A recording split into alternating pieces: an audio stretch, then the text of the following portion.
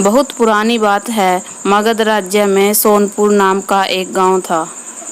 उस गांव के लोग शाम होते ही अपने अपने घरों में आ जाते और सुबह होने से पहले कोई भी अपने घरों से बाहर नहीं निकलता था।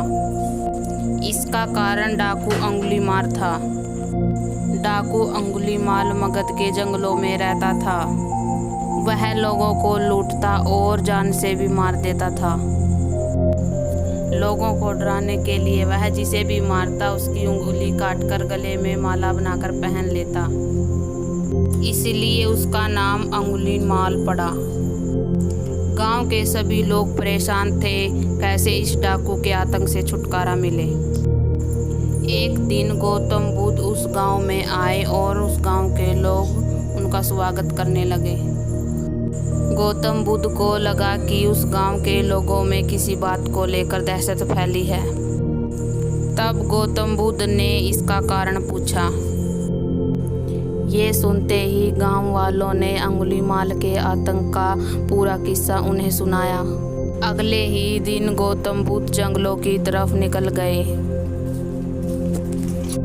गांव वालों ने उन्हें बहुत रोका पर वो नहीं माने। बुद्ध को आते देख अंगुलीमाल हाथों में तलवार लेकर खड़ा हो गया, पर बुद्ध उसकी गुफा के सामने से निकल गए और पलटकर भी नहीं देखा। अंगुलीमाल उनके पीछे दौड़ा, पर दिव्य प्रभाव के कारण उन्हें पकड़ नहीं पा रहा था। थक हार कर उसने कहा, रुको। बुद्ध मुस्कुराए और हंसकर बोले, मैं तो कब का रुक गया, पर तुम कब ये हिंसा रोकोगे? अंगुलीमाल ने कहा, सन्यासी तुम्हें मुझसे डर नहीं लगता? पूरा मगध मुझसे डरता है। तुम्हारे पास जो माल है निकालो, वरना जान से हाथ धो बैठोगे। मैं इस राज्य का सबसे शक्तिशाली व्यक्ति हूँ। बुद्ध जरा भी नहीं घबराए और बोले, मैं ये कैसे मान लूँ कि तुम इस राज्य के सबसे शक्तिशाली इंसान हो? ये तुम्हें साबित करके दिखाना होगा। अंगुलीमाल ने कहा, बताओ कैसे साबित करूं? बुद्ध ने कहा, तुम उस पेड़ से 10 पत्तियां तोड़कर लाओ। अंगुलीमाल ने 10 पत्तियां तोड़कर ला दी। बुद्ध ने कहा, अब वापिस इन पत्तियों को पेड़ पर जाकर लगा दो। अंगुलीमाल ने कहा, टूटे हुए पत्ते वापिस लगते हैं क्या?